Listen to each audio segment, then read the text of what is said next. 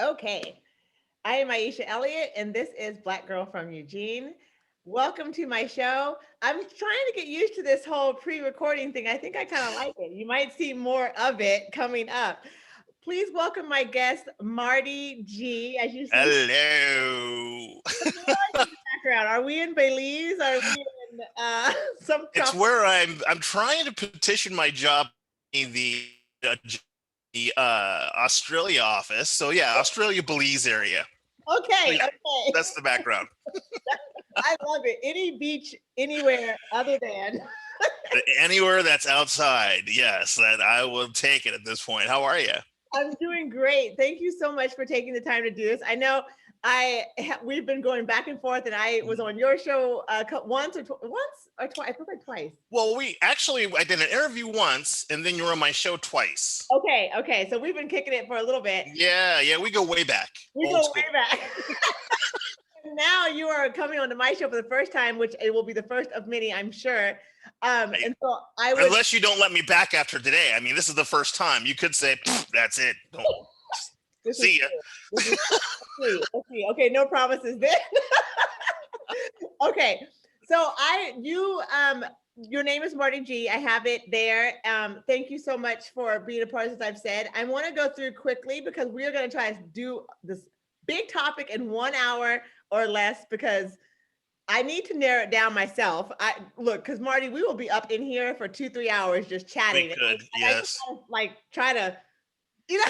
You know how us people are. You know us black folks. We start to talking. Hey, that's what I'm saying. Like we got once it's started, the whole thing is rolling. It'll just keep going. Yeah, That's it's true. right. Okay, so I want to go. I jotted down some things from your bio, which is long and impressive. Long does not mean not impressive. It was a lot to It's say. too much stuff.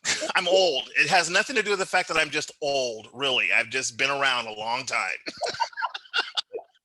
Well, I thought it was amazing that what you're doing is that you're a digital accessibility advocate. When I had to ask you off recording here, you're letting me know it means that you are an advocate for people with disabilities to access websites, learning systems, anything web based and digital based. You are making it accessible for people with disabilities. That is correct. That's what our organization does. We certify people to make sure that everybody has an access online. That's like after that, it's just like boom, mic drop. That's all. That's what I do. You can't touch this. This is amazing. I'm impressed by it. I love it. You're also a Thank you. writer, which is interpersonal relationship dynamics and conflict resolution. Hmm. Um, so I love that when you say interpersonal relationship and you're talking about how old you are. We won't go deep into this because we have a whole nother show. But Well, this is that's a that. whole show. That whole concept is a whole show in itself. By far, easily. Yeah, interpersonal relationship dynamics. Yeah, we could do interpersonal relationships and then the dynamics of that could be two like shows put together easily. I think I'm gonna write it down because I think honestly, it's something that BIPOC people need to talk about, but everybody needs to talk about. We are going. It's one of those lifelong lessons. You know what I mean? And how to do this skill, how to create and advocate and do and like actually practice that skill of having healthy interpersonal dynamics and being able to share. Absolutely. Now, a hypothesis for that talk. Remember this: social media has dumbed us in dynamic to relationships. That's the hypothesis. Okay, I'm putting a pin in it. We're gonna do it. I won't even get to the bio. We just start right now. Talk for 2 hours just on that. Okay. So you're also an Air Force veteran. Thank you for serving Air Force. Thank you. And I went through and said you listed some superpowers, and you actually stated superpowers, which I just freaking love. Conflict management, interpersonal communications, team building, organizational and structural management, and you are a fun director. Direct. Very true. It's left on this planet, but yes, I am a fun director, certified. Certified. I love that. Okay, so today's topic, and we're going to jump into it, is it's interesting because I when I say it, I know people are going to be like, ooh, because the way I said embracing tokenism, it's Hmm. like tokenism is a negative, and then you're embracing this negative, and so I want to explain that a little bit. And then we are going to get into the conversation around Meghan Markle and the monarchy, because it's relevant. And I think considering the whole global conversation and tension around racial dynamics and understanding, and having it come to the forefront, this dynamic between literally between Black people and white people has been historically violent.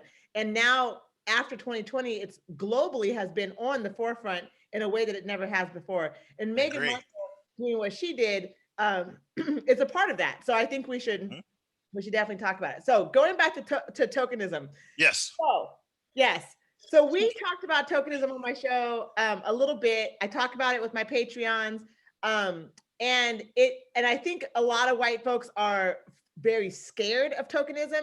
Black folks fight tokenism as hard as they can. But being that we are Black folks in the Pacific Northwest, tokenism is a part of what we are working with all of the time, right? We don't have a huge community. More likely than not, you will have less than 3 Black people in the whole building. Agreed. Right. Agreed. Especially working in the profession that you work in, the professions that I work in, there's just not, we don't have a lot. And in being Oregon, they're just, I don't know. Whenever I've been in a space when there's 15 people and there are 15 Black people, I'm like, wait a minute, what happened? What's going on? What? Well, I mean, literally since I've been here, even before COVID, when I was just outside and going to business networking meetings, I was literally the only Black person in the room, full of like 100 to 200 people of business. So that's nothing new, especially since I've been here. For me, it is interesting though, because I look at tokenism as a sense of at least how I put myself in that position to say, okay, I'm the person you should come talk to, because we play off of my talks from last year, questions for my Black friend. It's what I take in the mindset of taking back power currencies. I used to do a lot of relationship coaching with people, and I talk about how you give away your power to people when you allow them to make you react a certain or a certain trigger, as they're always called. Well, I look at the whole mindset of how people are going to put people of a certain color or ethnicity or even sex even. That power currency makes people act a certain way. So instead of me giving that away, I'm taking it back, saying, you know what, I'm going to say that I am a token in this situation, but I'm going to control in this given situation how I'm going to be interacted with. Instead of you putting me there and saying, I've got in such and such, look at me, I'm so cool. Because I've been in that position too. I've been the I used to do stand-up comedy, and I used to say, when I used to play basketball, people would try to pick me, and I'm like, no, don't pick me, because I don't play ball. I'm a tall, bald Black man. No, come on, Marty, you want to know? I was like, don't pick me, man. And then they throw me the ball. I was like, throw up a 3-point brick that wouldn't come anywhere close to the rim. And they look at me like, what's wrong with you? I said, dude, I told you I don't play basketball. But they just figure, because I'm a tall, bald Black man, I can play ball. That's the tokenism on their side. They put me in a position, but to the whole side of what's going on in our society now when it comes to this racial division and how people are trying to paint pictures and get definitions of, I would rather not get put on the spot. I would rather put myself on the spot. You know what I mean? Yeah. So you're kind of embracing this. Like, I think we said when we were off air here, I said you're kind of embracing the elephant in the room in a way. Absolutely. Yeah. Absolutely. Yeah.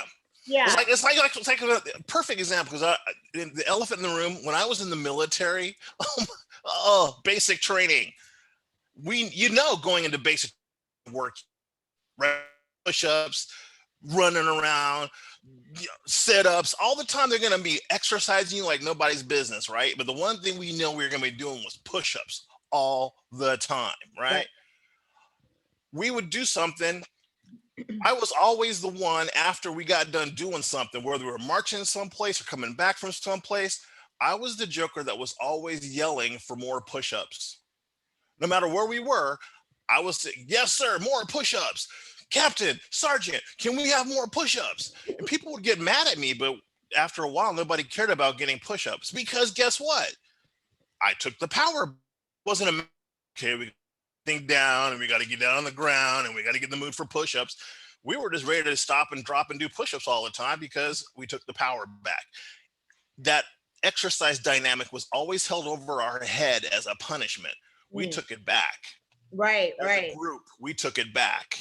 I didn't tell them that I was doing. I just didn't feel like dropping on the ground all the time. I was like, I'm tired of this mess. This is dumb. Right. Right. So I did it for myself. So I love that idea of like, I know what you're doing with this. You're gonna try to make me feel like in this power dynamic, I gotta do what you need me to do, but I'm here Mhm. doing what I need to do, and let me tell you what that is. So in your series, it was called, what did you call it now? It was ask your Questions, questions for my black friend. question for my black friend. which you know what? Okay, look, black folks have a really hard time with who have community that have this relationship with white folks that we don't necessarily have because we're surrounded by white folks, and so Mhm. you have to, there's a way that it's like you got to be able to get along with where you're at, right? But at the Right. same time trying not to compromise who you are while doing that, and which is what you're saying. For me, like this is something that I have worked very hard not to be. Like I have been like, you want to ask me something, I don't know you personally, you can't just walk up to me and be asking me questions about blackness when you don't know you cannot spell my first name, right? Right. This is like, at first it felt very defensive. At first it felt like I had to kind of put my armor up, like it was like a response. And then later it became more embodied of my right to be where I'm at and to feel how I feel, and not to have to give permission from white folks to be who I am. Like I am going to show up and you're either going to be uncomfortable or you're going to like it. Like it's up to you. It's not my business. Hands up, right? Like I'm just here doing. Hmm. And then it became a way that I built strength, and I can teach. Like I can teach how to live amongst a toxic environment and still thrive, and at the same time have no hard feelings, and be able to, like, just kind of like let it go by you and look at it as a learning lesson, look at it as a teaching moment, look at it, those type of things. In the Black community, that is I don't know. It's not understood very well, and it's not. It's seen as as kind of like acquiescing even closer to white proximity and white supremacy, and like you're just like Hmm. holding white folks, that kind of thing, which I understand as well. But our dynamics are weird, so I would love to hear about the questions that you would get when people were invited to ask you. Oh my gosh. Okay, so the very first one, which I always get, and I totally understand, is, well, what do I call you? What do you mean? You know, African American, Afro American, Black, and I used to, when I did stand up, I was like, I don't blame white folks. It's changed since I've been born. I've been Negro, Afro American, African American, and Black since. I've been all these different things, and sometimes it's hard to keep up. What are we supposed to be called at a given time? And so they're like, well, what do we call you guys? What do we call you? I think, well, probably find out our name. Right, That's a good one. right. But there's so much stigma from our culture, from our side, saying, no, this is what we are. This is what we identify as. We're African American. This is what you Mhm. need to understand who we are. So the pendulum swings all the way to one side, and they take it from, oh, well, they just said they're all African Americans. Right, But then why is it Black History Month? That doesn't make any sense. I right. don't get it. So that's always one um and just to back up a little bit on that too, because I think about this from why I get these questions and why they come up from time to time. It also goes back to thinking. It always comes down to someone is going to try and say something at some point in time that could be offensive or not going to be offensive. There's those people that are always going to say something just to get a rise, Mhm. right? There's those people that they don't know. They think, oh, they heard somebody else say it. They throw like a brother or mama, or they think it's just cool because they heard another Black person. I think it's, and they just don't know. or some people are just really truly in the dark and they don't even know where to start. So I decided, instead of people being afraid of the big black man, because I mean, literally, I walk around nervous 90% of the time because someone's going to be afraid of me and Mhm. maybe pull a concealed carry and kill me, or a cop is going to pull me over and shoot me. Mhm. Folks, that's a reality. I mean, as much as I like to joke around about it, it's a reality for me. Mhm. If I can put people at ease by humor, or by opening myself up from an educational standpoint, maybe I catalyst. Well, instead of me running away from the black man, maybe I should go up and ask the black man a question. Mhm. Mhm. Maybe that's the person I go to ask a question of. Right. That's really what drives it. So that's okay. So first thing, so what do we call you? Another thing is, what do you think is the most racist thing that's ever happened to you? Pick a day. Right. Wow. So they asked that question. That's interesting. Okay. I'm so interested to be like, I wonder what's behind it. I mean, I have a feeling I know what's behind the thing, but keep going. I love it. And then one of the ones from people truly is, well, how can I help? Really? Yeah. Hmm. What can I do differently? And I think that is more regional than or location driven than anything else, because I am in the Pacific Northwest. I have had these kind of conversations before, never like I have because of our situation with COVID and whatnot, Mhm. but I've had these conversations with people. I've never had someone anywhere in the conversation say, well, how can I help? Mhm. But since I've been up north, I think it's because the further north I am, and because of maybe people trying to get so far away from Oregon's rich history Mhm. that really want to help at this point, that they're looking for ways to help. So that was new for me. I thought that was interesting. Mhm. So my answer has always been, get a black friend Mhm. and find out. Right. It starts with one, or have a conversation with someone who's not. Find out what they don't know Right. and get educated. Right. But don't sit mute. That's the one thing you cannot do, is sit mute and just say, I don't see color. That is the hardest one that I always get, is when people say, well, what do I tell people when I tell them I don't see color? Well, stop saying that, because guess what? Unless you're colorblind, you see. Right. So that's interesting. So the first thing that really they're talking about is like they're all of those questions. I always see, because I'm a behaviorist in my mind. Like you Right? talk about interpersonal communication and relationship and those kinds of dynamics.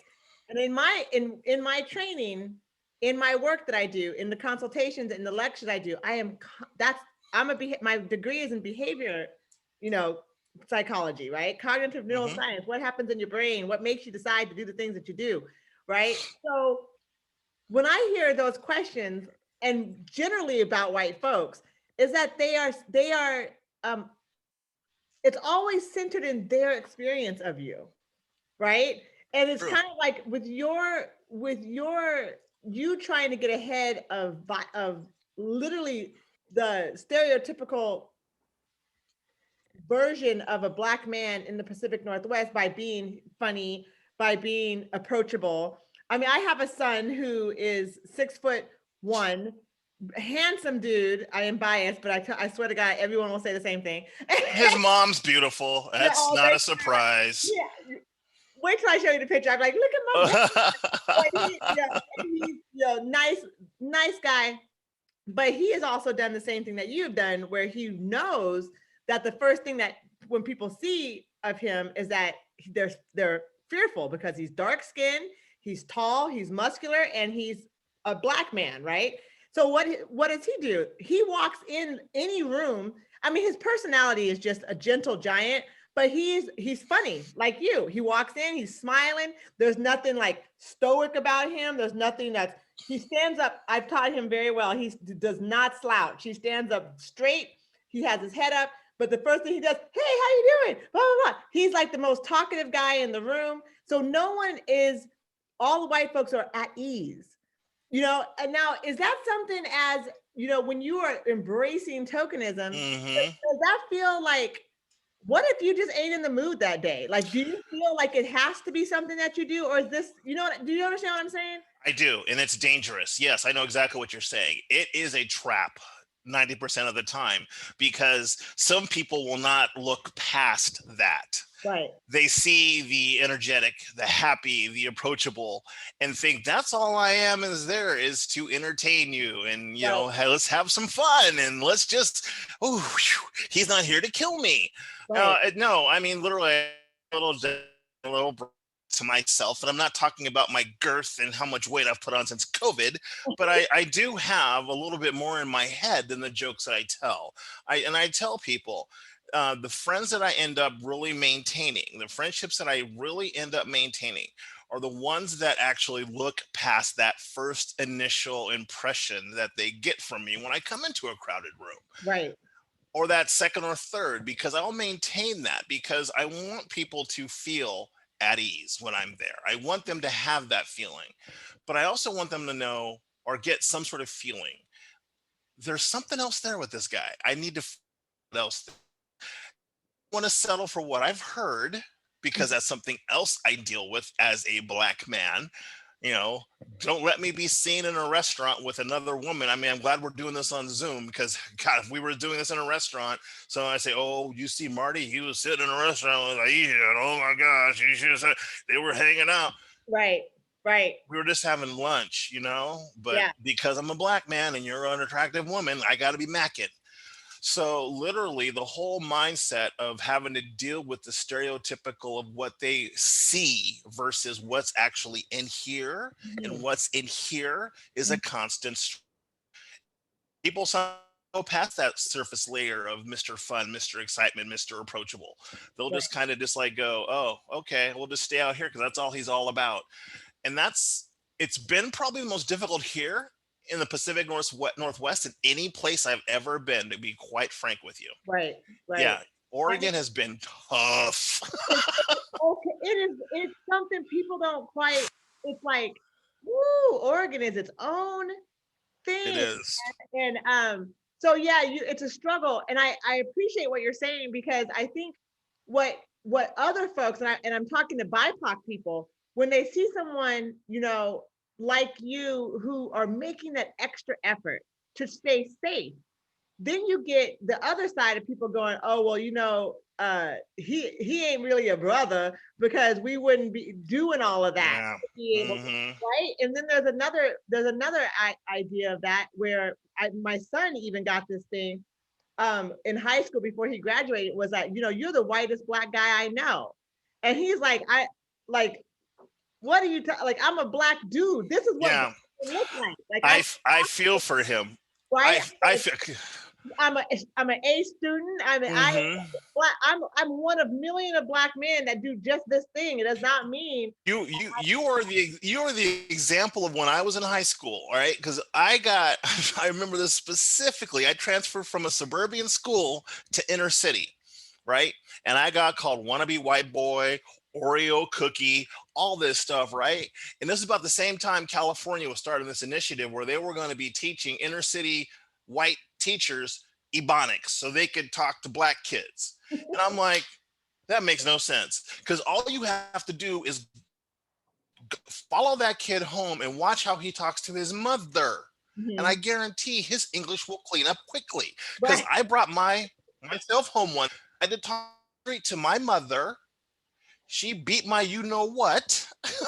Said, "Don't you're a straight A student. Don't be bringing that street stuff in here. You talk like you were taught in school." And I never did it ever again. This guest I had on last week it wasn't last week, the week before last. She was talking about, she's from Atlanta, Erin Harville, amazing woman, young.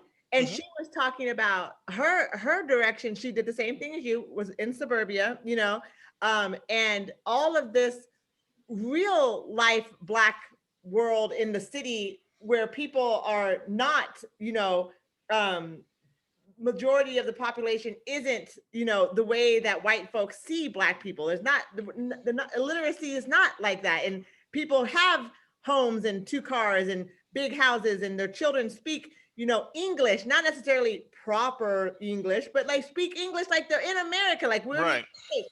They are educated, highly educated. You know, their families are together. They have a mom and a dad together at the house. You know, and so her scenario was that she was coming from Atlanta, and what she wanted was that because Atlanta was so her upbringing was so wealthy and so together and so protected, that the community was so well organized and protective of her and her success, that she wouldn't have to struggle. And the thing is that this is Atlanta, where we've got more than 4 million people in a city, right? Mm-hmm. So this is the common currency that she knew of. You know, she's a college graduate. She's a part of the Divine Nine. You know, she's going to knowing and going to people getting their PhDs by the time they're 25. Like, that was her reality. So she wanted to come somewhere where she would have to fight, get her own kind of reputation on her own. But I say all of that because when here you are, just like my son, being surrounded by white folks, having to be told, because you are articulate, intelligent, gentle, kind, and funny, you're the whitest Black guy that they know. And so this definition, when other folks, Black folks, BIPOC folks, are looking at Black men who are being gentle and kind in the midst of white people. Mm-hmm. Now that I'm saying this out loud, it's kind of like, because Black folks would never choose to live in this level of toxicity, they look at us and go, why aren't you? You should be protecting yourself. Instead, you're just talking to them like they talk to you. I'm wondering if that's like a dynamic that is a perspective that's being seen from the outside, of like, why are you talking to those people like that? Like, you got to protect yourself. Well, there's always got to be a way to meet in the middle, and that conversation has to continue, right? Because for me to not talk and communicate just the way I've learned, not necessarily to talk white or to talk Black. I'm talking me. That's all I know. I'm just talking myself. I will find the people that I can relate to and I can have a conversation with. Mm-hmm. And I literally just my parents and the way they've moved around, both my mother and my stepfather, or my mother and my father when they were married. I wasn't happy at the time when they moved me all over the place, but just by the nature of their moves, I was lucky enough to interact with a lot of different segments of culture, to the point where it doesn't bother me to be able to interact with any type of culture of any different kind. I have zero hesitation whatsoever. Right. So I give them some propers for that. But literally, other people I've noticed, because they are landlocked or they don't leave the same neighborhood.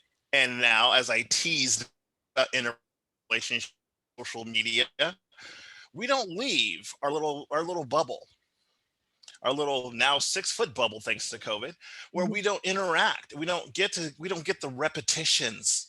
So it's all foreign. And so being able to break down that barrier with something that's a little more familiar, I guess, if they look at it that way, versus unfamiliar with the broken language, the hip hop, or whatever the case may be. Yeah, okay, I got chains, but none of these are gold. Otherwise, I would have sold them already because I need the money. But I don't buy into the stereo things that I want to put into a box, because there's so much more. Well, so instead of feeding it, I will dismiss it and give them something else to think about. That's the whole thing about Black culture, is that we are dynamic so much so that you really can't put this particular behavior, particular stereotypical ideas, even language, conversation into a box. I think that somehow with Black culture itself, it's more of a spiritual binding and bonding that we have. This is my belief. And I'm like you, my parents traveled all over the world. And we, when I was 15 years old, we drove down the Central America to Costa Rica, went through all. Wow. So, I mean, and I've lived, I've traveled, I scuba dive, I do all kinds of things that aren't Black, right? But that, to me, when we say aren't Black, that is white supremacy talking through Black folks. Like Black folks everywhere, we do everything. Yeah. We have created most things, right? So Mhm. so for me, the consciousness of Black culture really is more, I mean, there's culture and it's absolutely geographic, but then there's more of a spiritual consciousness that Black folks are connected by. And this is what I believe in. When I go to whatever country I'm in or whatever city I'm in, I connect to Black people based on that. My culture is, my background is like yours is reflective of more multiculturalism. So my connection to Black people is, for me, is very spiritual, right? Mhm. And I don't deny that I feel a particular way around Black folks that I don't feel around other people. There's an energy there, right? Oh, absolutely. Right. And so Absolutely. some people recognize it and some people don't. So I want, with what we're saying, we're gonna go right into the Meghan Markle situation here. Okay. Okay. So I appreciate your candor about just the dualism, the dual reality that you have to, or that you have decided to kind of straddle. It's not, you're not, you, if you are not ambiguous when someone looks at you, they're not going, I wonder if he's a Black man. Nope. Right? You're a Black man, right? So Oh they yeah. assign all this behavior to you, like you're saying, they assign things to you that may or may not be true, but they're assigned to you whether you've asked for them or not. Mhm. So as we're looking at Meghan Markle, you said that you have a biracial child. I know that your biracial child, her or their life experience is not your own. So you can't really speak on what they really are experiencing when they're at school, trying to explain those things. But I would love to get what you felt. I didn't even watch the whole interview. I watched some of it. I watched parts of it. I didn't want to watch the whole thing because I didn't want to get the wrong takeaway from it. Mm-hmm. And I think since I'm not really, I mean, from a state, this is a Hollywood actress and a royal family from Great Britain. If I put it into the whole perspective of things and how much does that really affect my life? It doesn't. If I put it into the very basics. So I wanted to get the takeaway later and then go back and watch excerpts of it.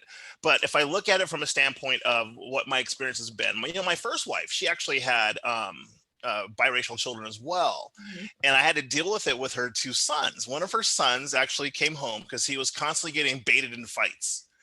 So this is like right down my alley because I used to throw that N-word in my face, little gloves were on. I was throwing hands Right. every 5 minutes, right? Until I learned to just not let the word bother me anymore. Mm-hmm. But then I instead of giving him that suggestion, I said, well, if anything, you should tell him the N-word's pretty basic. Can't you come with something else? Because he was also, besides being Black, Filipino, white, Right. and he was also he had some kind of Middle Eastern thing in him too. So he had a lot of stuff in him. I said, so tease him about being so basic.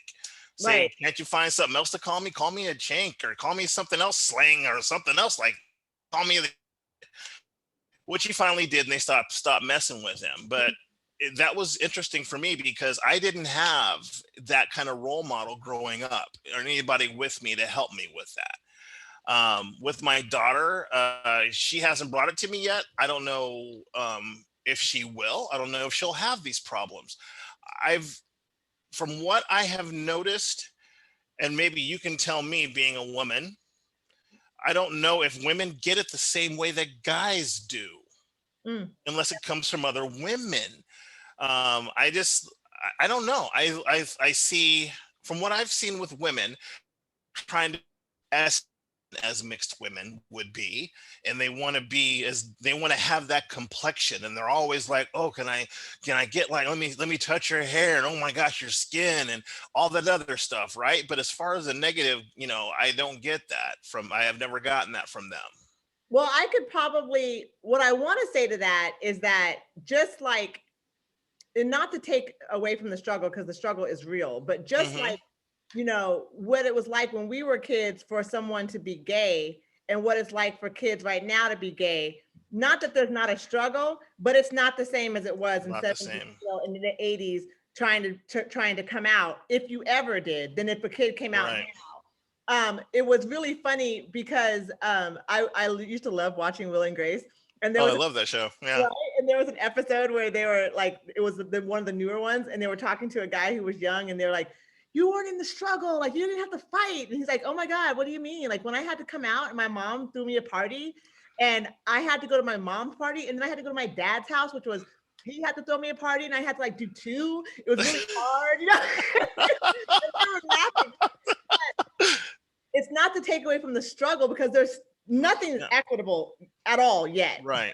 The idea of having someone who has come out is become a household conversation. It's that there's more allies who speak out, I would think now. Like I know when I went to school, I could not think of anybody who was out gay. And then when I'm older, I have lots of friends who are gay. So I know that when we were in middle school and high school, they were gay then too. So I know that there has been a change and a shift in conversation and narrative and acceptance on small bits of places here and there. Same with race dynamics.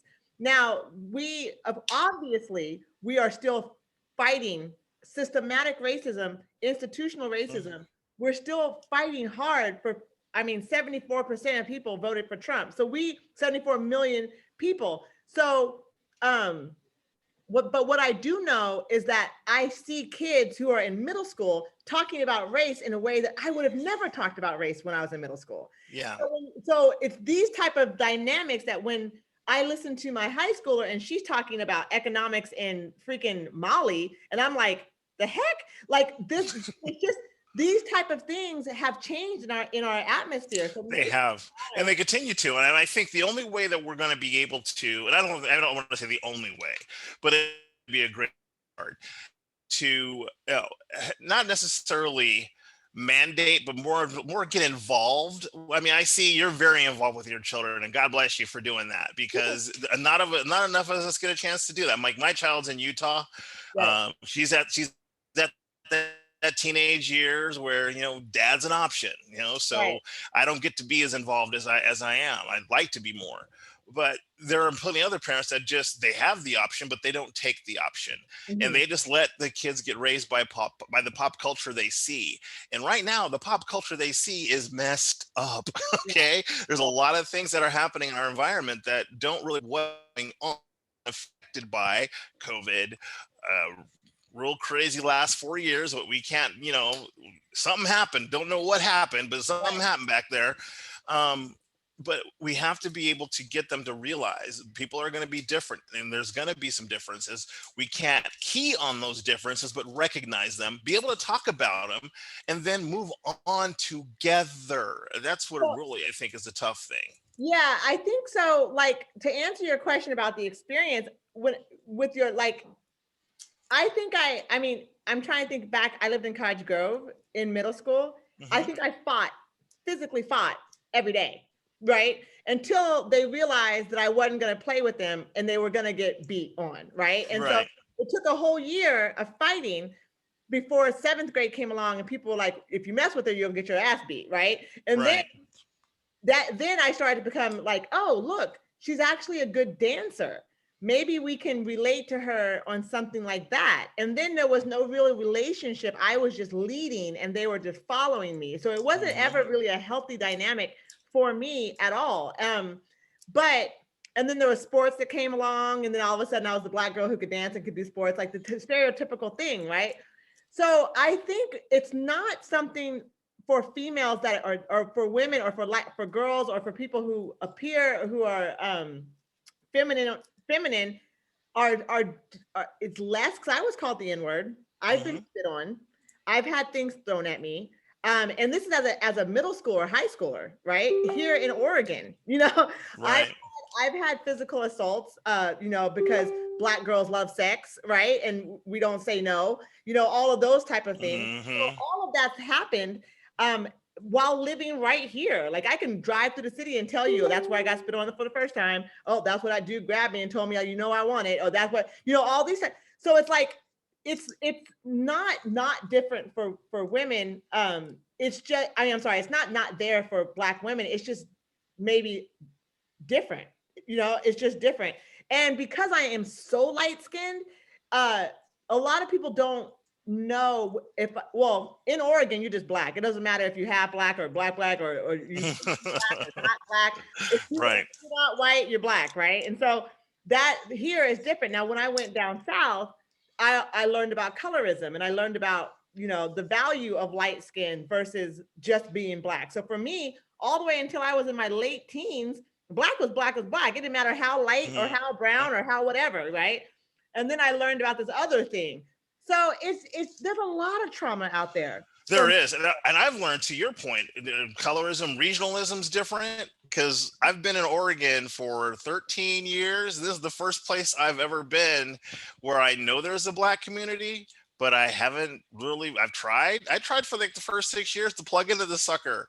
Couldn't find them anywhere. I just very, very slowly just drip. Oh, there's one. Okay. And I started finding another one. Okay, there's another one. I mean, everywhere else I've been, every other part of the country I've been, it's like, boom, on the ground, plugged in, dialed in, everything's go, balanced, all sixes within a year. Within a year, yeah. 13 years I've been here, and I don't know what's up. It's really, really tough here. It's trauma. And I don't think Black people here know or really address how much trauma there is in fear of connection, because there's this idea, because the population of Black folks here, there's a lot of folks who are biracial, who are not being loved on with Black love. And so they have this idea that there's this definition of Blackness that they have to adhere to that makes them really Black or not, right? And then that disconnects this conscious connection to each other, believing and knowing and actually understanding that you're Black no matter what you're doing. Like, it doesn't matter if you're in a Black community or not a Black community, if you talk Black, all of that is like this white narrative spilling out of our mouths, and we're not actually catching it. But it's like what you just said, if you don't ever come out of here, you won't see that there's 100 million more of you thriving. Else. Right. Yeah. And so when you come back here, you look around, you look around and be like, what is happening? Like, is there a secret door like Harry Potter where you got to know and all of a sudden you go in and it's like Black Street? Like, no doubt. And none of us know the code. We're like, was it 2 people or what? Like, we don't know, right? Yeah. Something I warned my wife about, and actually anybody I've dated, because I've never. Well, I don't date now, obviously I'm married, but back before I got married, I really didn't. If we have a great connection, let's find out where we're going. Obviously, if we're attracted to each other, because I'm not going to say, doesn't matter what you look like, because that's a crock. There's got to be some attraction, right? But I would tell them, especially if they were not a sister, be prepared, because you're going to hear it. And I told my wife, who's this 5 foot, barely 2, blonde hair, blue eyed, white, actually like 4 or 5 biracial nieces and nephews, because her sister's married to a Black dude. Watch out, prepare for the looks, prepare for the stares. You as a Nubian queen, have you ever had that? Another one of our brothers, because I used to get that all the freaking time, and I would look and I go, well, where were you at? Right. I didn't see you. This is a whole that's just a whole podcast by itself. Okay. But, yes, and I definitely to Meghan Markle and Harry. Yeah, I'm gonna say yes. And I have what I've noticed and what I think is hilarious about the Black men that I've bumped into that are married to white women is they don't want to see me. They immediately decide I'm gonna have an attitude about them being married to a white woman. And I'm like, I don't want you. You're fine with whatever you want. I'm saying hello, and you can say hello back and not feel weird about it. And so I was okay with it. I get that more than anything else. I get the really? Oh yeah, I get they try to ignore me as much as if they got caught. Like they're like, me. And I'm like, I'm not really with her. Right. This is just an illusion. Yes. And I'm just like, dude, all right, whatever. And I'm telling you, it's more than a little bit. I get that. Okay. But I think on the Meghan and Harry thing, I think Yeah. something that is coming out, and this is one comment that keeps coming out that I'm really tired of hearing, and you can tell me your feelings on this. I heard another pundit commentator say, "It's just shocking that this would come from the royal family. This is just shocking that this still goes on." I'm Yeah. like, where the freak has everybody? I wanted to use another word, folks, just so you know.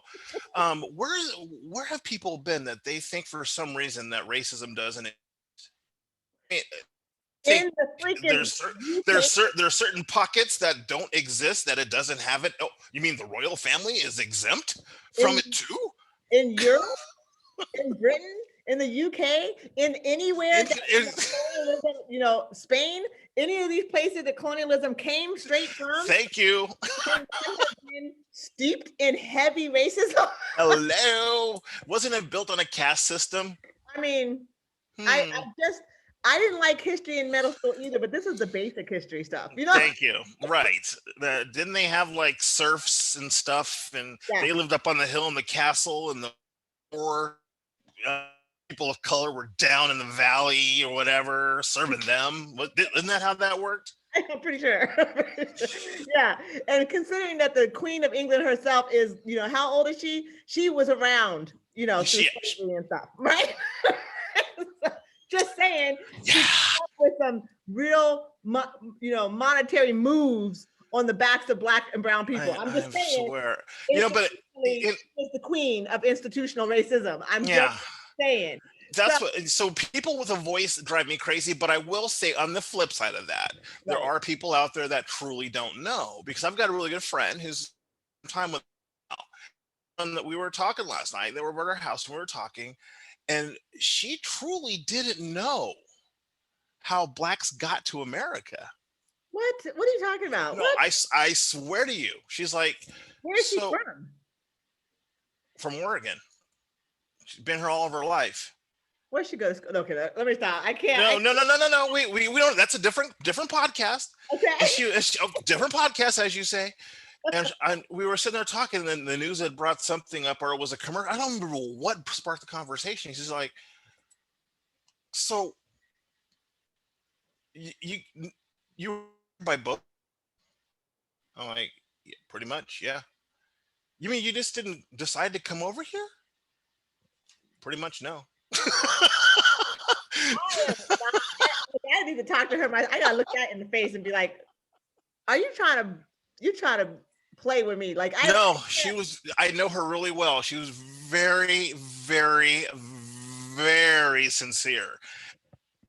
There are people, and I don't knock this, because there are some educational things that just blow right over things, and they don't hit it hard enough. And if you're not in school that day and you miss that, you said for that hour, you missed that 5 minutes of history. they're already on to the Civil War. Think about that.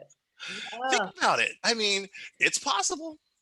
That is awful. That is like, that's real, because she was very sincere, and I trust me, I know this. I've known her for a very long time. So this is something with so with Meghan Markle and Harry, and what you just said, right? Like this whole like this, I don't know nothing about Black folks or anything that happened in history. The way that I look at this, and I'm listening to this, and I'm like, okay, just like what we just said. We grew up, it was different from when we grew up. Harry is from a generation younger than us, and his generation was multicultural. They went to school with kids who were, not just white or not just Black. It was integrated, segregation was gone, all these type of things, right? So this idea. Yeah, they should have expected it from Harry. Well, I mean, right. And his mother, being who she was and and what she was into and all that, she was multicultural as well. So it's like, it makes sense that maybe, the expectation of acceptance was there, but for the whole kingdom, or for the whole press to treat her the way she was, that was like, for her to not have any control, and I think any support, I think was the part where it was like that moment of like, nothing has really changed. And for us as Black folks, it's like we have those moments where we're like, aren't we all progressing until you meet someone and go, oh, damn, we are not all on the same damn page. And so Right. for Megan to stand up and say, you know what, you can take all the money, you can take the title, and you can Titles and the, yep. and we're gone, right? That was an act of pride, an act of like, you're not going to demean me and my background, whether black, white, mixed, black woman, however you want to, however you want to frame her, right? She decided that she was not going to acquiesce to the trauma of being bullied in her own home by her own family. So we have to kind of on that same note, celebrate that she, you know, in full fashion of 2021, stood up and said, you know what? Not going to do this. Not going to do this. Was there ever, I'm just going to ask you, I mean, I'm not called, was there an inkling in the back of your head when they said they were stepping away last year? Was there anything in your head that made you think, I wonder if Megan has anything to do with this? No, I knew immediately. I knew it. Yeah, me too. I'm like, I was like, I was like, Megan, I said, Mama not happy. I said, Mama ain't happy.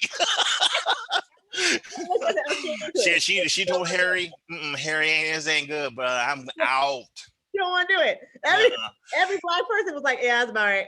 Yeah, you don't make a black woman unhappy, you will learn your lesson. Trust me on that one. She wasn't going to put up with it. She wasn't going to put up, and that's great. She shouldn't have to. Why? She shouldn't. No, and who she was married to, it wouldn't make sense. It would be really a slap to his own character and what he has built in himself as a man to 100%. Show the whole world who he is. For them to stay and put up with that kind of crap would just be really contradictory to their character that they've been showing otherwise, right? Right. So, I want to give Megan props for doing what is difficult. And right now, people are having these race conversations around, biracial families, or having race conversations about in ways that they've never had. And people are deciding to cut family off. People are deciding to not cut family off and then have to decide in their own race dynamics, how racist am I if I'm going to put up with Uncle Joe calling, my biracial kid's hair nappy, and we just go, Uncle Joe's just being funny. Uncle Joe's he's old and that's how he goes. So then to decide, you know what, Uncle Joe, you are toxic to me and my family, and I can't be around you anymore if you don't respect my child. So, and myself and my choices, right? So this, for me, that's a big example that Megan did stand up. But also there's this other side, like you just said, Megan gonna be okay. You know what I mean? Like it ain't like she lost a whole lot. She gained more than she lost, right? Absolutely, yeah. So that's a different dynamic where we can be like, oh, she's an example of this strength. She also is an example of having a serious fallback plan, right? Well, and plus CBS paid like $17 million for that interview.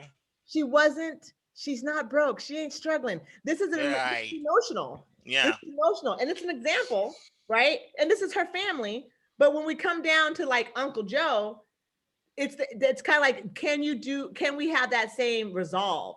And absolutely. I think that's a struggle right now with race dynamics in this country. What type of resolve can you really have? Like you being, like I said, I put the advertisement, that guy, right, that black guy, that guy, right? So if you don't have the resolve to be in Oregon 6 years, can't find people to relate to, and you're like, you know what? I'm the black dude. I know you noticed when I walked in. I know you have questions to ask me, so let me take that on. It's something that I think people in a greater scheme should understand. That isn't light work. No. That's actually exhausting. Thank you for recognizing it's exhausting. It's exhausting, right? And it's also a way to cope. It's a way to ensure that there was nothing that you did, anything wrong, to tip off what may or may not happen, right? Right. So it's a constant dance. And it is. And I want to think I don't, but I think my personality is, I laugh and I giggle a lot. And people think I like them before I really do, because I'm like that. You know what I mean? Mm-hmm. And so because I'm like that, just like you said, white folks are more comfortable around me. It does not mean that I'm more comfortable around them. Okay? Right? Oh, man. Right.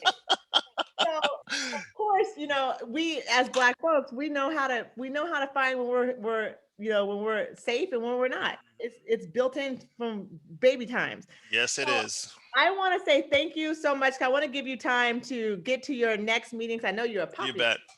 Oh gosh. That's the working man. Oh, But thank you very much. This was fun. Let's do it again. we will look. We came up with 3, 4, 5 different topics. Seriously, right? Yes.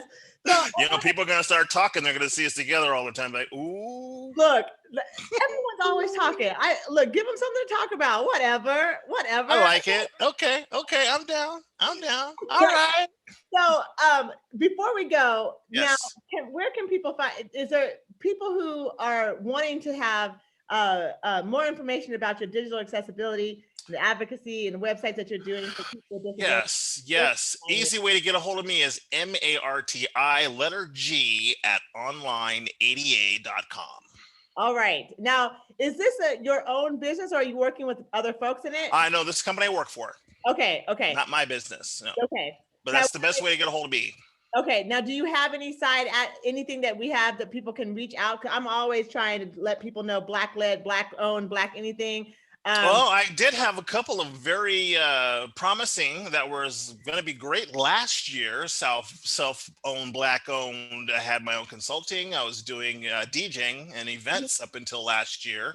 Okay. But last year was a COVID year. Yeah. So those are in hiatus since COVID. Again, COVID took everybody. So I am 100% full-time here at Online ADA. Okay.